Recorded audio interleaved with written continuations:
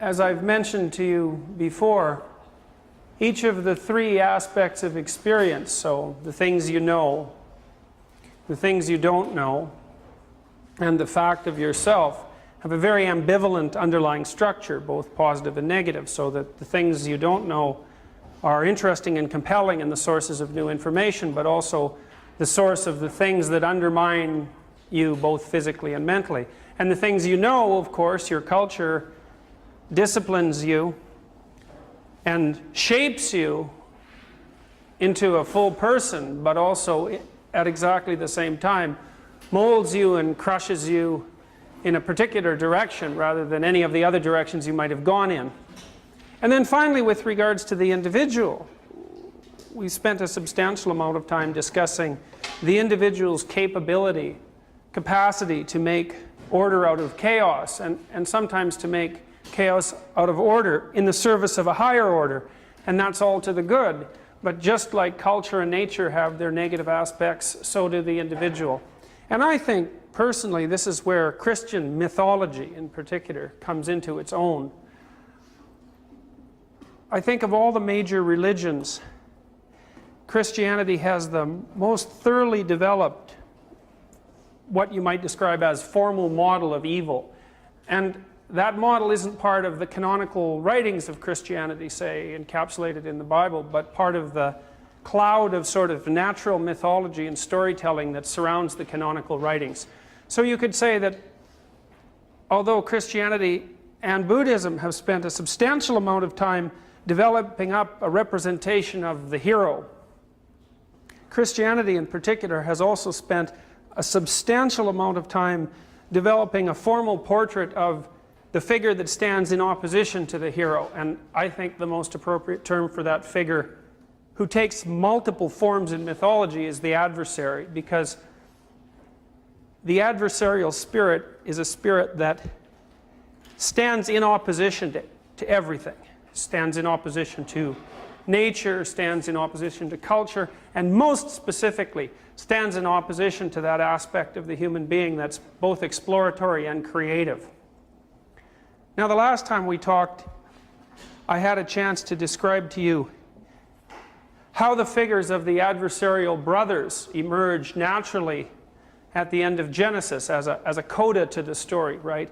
Adam and Eve develop self-consciousness, they develop knowledge of their own mortality and death, and as the primordial parents of humanity, their first children take the form of the hostile brothers, which is to say that if you're the child of nature and the child of culture, the sort of ultimate parents, then as an individual you take two forms, a positive form and a negative form. And the negative form is characterized in many ways by a kind of absolute hatred of the good, hatred of the positive form.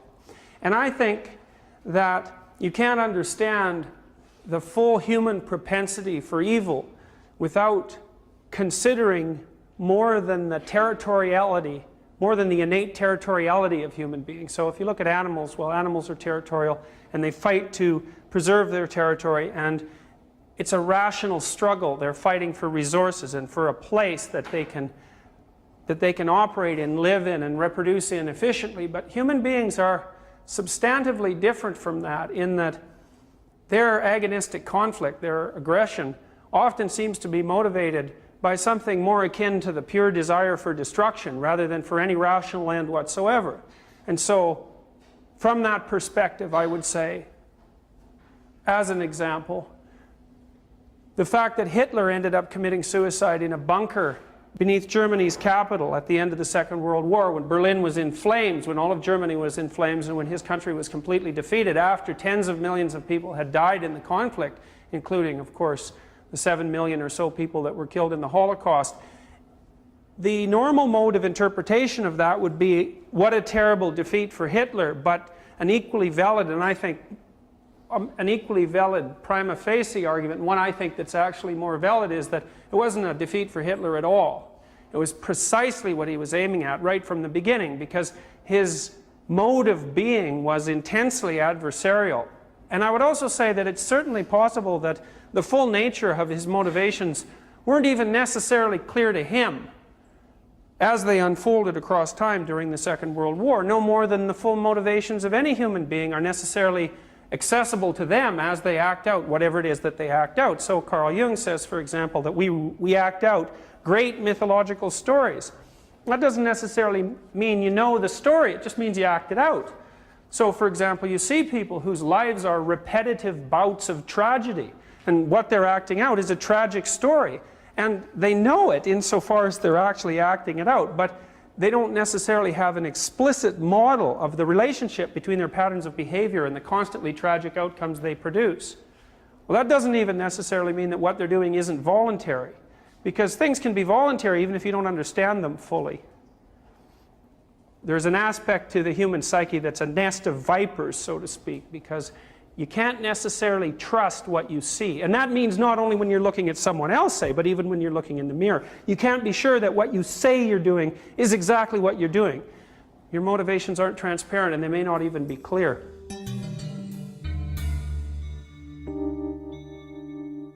So I suppose the idea that lurks behind this formalization is that freedom of choice is such a good that one of its subsidiary necessities, which is that there has to be a polar distinction between good and evil, is worth having.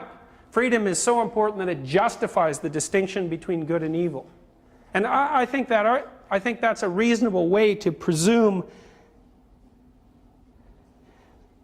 It's reasonable to presume that that's the manner in which experience is actually structured. And there's complex reasons for that. One would be that under the most optimal circumstances, which is something we'll talk about as this proceeds to a close, that means in a sense you can have your cake and eat it too, which means the potential existence of good and evil allows for freedom of choice. And then if the choice is always towards the good, then you have the benefits of freedom of choice plus the benefits of the good. The only price you have to pay is the constant possibility of evil. It's very much like the structure of Christianity. So you have the highest God whose highest son is Christ, but you have the figure of Satan lurking in the background, who's also got a filial relationship with the highest God. It makes for a confusing kind of theology, because in many situations, of course, Christ is identified specifically with God the Father, but Satan always lurks in the background, and his existential status is indeterminate, because since God is everything, then it's very difficult to make the case that the evil spirit isn't a derivative of God. It's not an easy thing to get straightened out rationally, and I think Milton in Paradise Lost makes a very good attempt to explain exactly what this might mean, how there could be an overarching transcendent power, and there could be two subordinate elements to that, one evil and one good, without destroying the idea that God as such is good, and without eradicating the reality of evil. A very, very complex argument to make. Now, the notion of evil is also a very, very complex idea. So if you look at arguments that support atheism, and I've mentioned some of these, like Ivan's argument in the Brothers Karamazov, where Ivan says, well, the world as such, experience as such, must be evil because it's predicated on the blood of innocence, the suffering of children. The fact that there's vast injustices in the world is indicative that there's no such thing as a good God, or to speak in less personified terms, is evidence that the structure of experience as such is untenable morally. It shouldn't be, because it's predicated on suffering. Jeffrey Burton Russell, who's written a whole series of books on the nature of evil, makes a very clear distinction between different categories of terrible events that I think help bring this into clarity. So imagine this. Imagine first that it's useful to make a distinction between tragedy and evil. Okay, now tragedy is when the bad befalls the good. An earthquake is tragic, or disease is tragic. Now it's easy to regard a disease or an earthquake as evil as well, but the problem with that is there doesn't seem to be any motivation to it. And so it's more reasonable to think something like, well, people are vulnerable. They have to be vulnerable in order to give existence a viewpoint. One of the consequences of their vulnerability is that they're susceptible to tragedy. Okay? If their vulnerability is a precondition for being, then the fact that they're susceptible to tragedy isn't necessarily an evil, it's just a consequence of their limitation. Then you say, well, what constitutes evil if you can't put earthquakes and diseases and so forth into that category? Well, then it seems to be something more dependent on choice. which is the argument that Iliad is making. Say, the world does all sorts of terrible things to people, but it's frequently the case that people act in such a way to make things worse rather than better, right? So if you look at the consequences of the rise to power of the Nazis, for example, it doesn't seem reasonable to put the Nazi concentration camp in the same category from an ethical perspective as the earthquake, right?